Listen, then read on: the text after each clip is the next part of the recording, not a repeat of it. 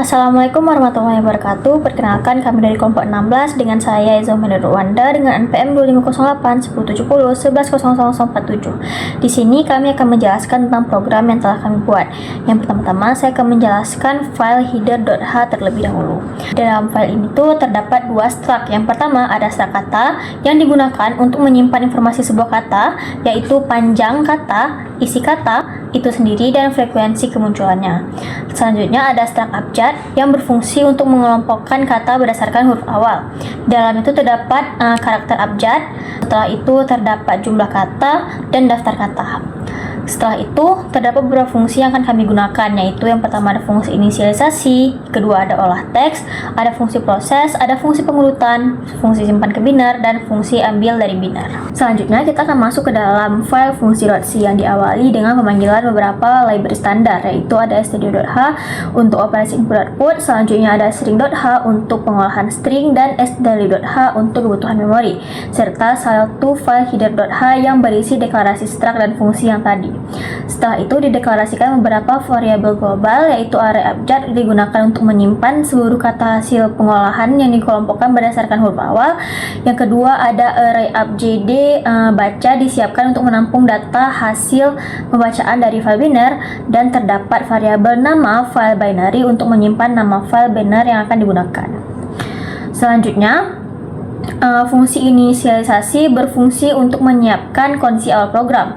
Pada fungsi ini, setiap elemen array abjad diisi dengan huruf alfabet yang sesuai dan jumlah katanya diatur menjadi 0, sehingga struktur data siap digunakan. Selanjutnya kita akan masuk ke dalam fungsi olah teks. Yang pertama-tama, program akan membuka dan membaca file teks baris per baris. Pada proses pembacaan ini, program akan mengabaikan seluruh teks yang berada di antara tag URL dan hanya mengambil teks yang berada di antara tag title dan tag body, lalu menggabungkannya. Penambahan spasi dilakukan saat perpindahan antara tag title dan tag body agar kata tidak saling menempel. Setelah berhasil digabungkan, maka fungsi proses akan dipanggil. Pada fungsi proses, seluruh huruf akan diubah menjadi huruf kecil dan karakter yang bukan huruf akan digantikan menjadi spasi. Kemudian, teks tersebut akan dipecah menjadi kata-kata melalui proses tokenisasi. Kemudian, kata akan dikelompokkan sesuai dengan huruf awalnya. Selanjutnya, program akan mengecek apakah kata tersebut sudah pernah muncul atau tidak. Jika sudah, maka frekuensinya itu akan ditambahkan, tetapi jika belum, maka kata tersebut akan disimpan sebagai data baru beserta dengan panjang kata dan nilai frekuensinya. Setelah seluruh file teks diproses, maka fungsi pengurutan akan dijalankan. Oke, baik, di sini selanjutnya ada fungsi pengurutan, yang mana gunanya adalah untuk mengurutkan data-data yang sudah kita olah tadinya. Nah, di sini ada dua kali proses pengurutan yang akan dilakukan, yang mana pertama berdasarkan frekuensi, yang kedua berdasarkan panjang kata atau besar kecil kata tersebut jika frekuensinya sama. Nah, ini yang pertama berdasarkan frekuensinya. Di sini kami menggunakan metode insertion sort untuk mengurutkan data-data tadinya. Nah, yang mana di sini frekuensi yang lebih besar akan lebih didahulukan untuk ditampilkan. Jadi prosesnya, jika ada frekuensi yang lebih besar, maka akan ditempatkan di posisi awal. Begitu seterusnya sampai frekuensinya secara berurutan dari besar sampai yang terkecil. Kemudian selanjutnya berdasarkan panjang kata atau besar kecilnya kata. Yang mana di sini jika frekuensinya sama, maka kita bandingkan panjang kata dari dua kata tersebut. Yang mana di sini lebih didahulukan kata yang memiliki panjang lebih besar. Jadi setelah frekuensi, kemudian panjangnya jika frekuensinya sama.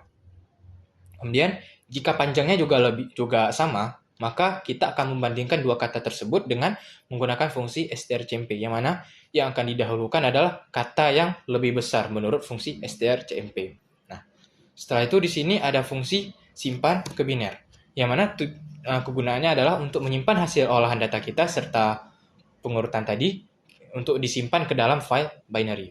Nah, jadi yang pertama di sini kita input terlebih dahulu nama filenya, kemudian kita buka dengan mode write, kemudian dituliskan semua data-datanya secara satu persatu ke dalam file binary.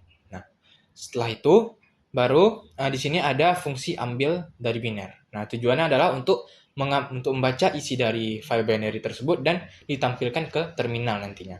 Nah, di sini jika filenya tidak ada atau filenya ada tetapi tidak ada isi, maka akan diberi peringatan seperti berikut ini. Dan juga perintah untuk menyimpan ke file binary terlebih dahulu. yaitu dengan cara memilih pilihan satu pada menu utama nantinya. Nah, di sini caranya adalah dibaca dulu abjadnya, kemudian ditampilkan, kemudian di sini dibaca jumlah katanya, yang mana jumlah kata inilah yang nanti akan menjadi batasan looping batasan looping untuk pembacaannya serta penampilannya. Nah, di sini jika nilai J-nya itu lebih kecil dari batasannya, maka dia akan dibaca serta ditampilkan ke terminal. Tetapi jika sudah sama dengan batas atau lebih dari batas, maka ia hanya dibaca saja tetap dan tidak ditampilkan ke terminal nantinya. Nah, kemudian pada bagian main ini, di sini alurnya adalah kita input terlebih dahulu nama filenya. Seperti yang saya buat tadi, di sini sudah saya compile dan sudah saya inputkan namanya terlebih dahulu tadi sebelumnya. Nah, kemudian hanya di sini jika filenya tidak ditemukan atau tidak ada isinya, maka akan diberi peringatan serta kita harus menginput ulang lagi nama file yang seharusnya. Jika berhasil, maka akan dijalankannya fungsi olah teks untuk mengolah isi dari file tersebut. Nah, setelah itu, setelah selesai diolah, setelah diurutkan, lanjut ke menu utamanya. Ini pilihan 1, 2, dan 3. Jadi kita harus menginput nilai 1, 2, atau 3. Jika selain daripada itu, maka diberi peringatan bahwa pilihan tidak valid serta perintah untuk menginput ulang lagi sesuai dengan nilai yang seharusnya. Nah, kemudian jika memilih pilihan 1, maka akan dijalankannya fungsi simpan ke biner.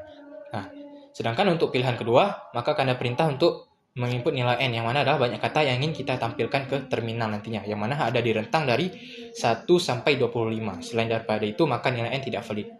Jika nilai n-nya valid, maka akan dijalankannya fungsi ambil dari biner untuk ditampilkan ke terminal. Nah, kemudian jika kita memilih pilihan ketiga, maka kita keluar dari program secara otomatis. Nah, di sini sudah saya compare. Di sini kita harus menyalakan, kita harus pilih menu pertama terlebih dahulu. Hal ini dikarenakan jika kita memilih pilihan yang kedua terlebih dahulu, maka ia tidak tahu harus membaca dari file binary yang mana, karena belum ada inputan dari awal. Oleh karena itu kita harus simpan terlebih dahulu hasil olahannya ke dalam file binary. Nah, baru kita bisa memilih pilihan kedua untuk menampilkan data yang ingin ditampilkan nantinya. Misalnya di sini 4, maka yang ditampilkan adalah top 4 dari setiap abjadnya. Jika 3, maka kita akan keluar dari program. Sekian, hanya itu yang bisa kami presentasikan. Semoga bisa bermanfaat untuk semuanya.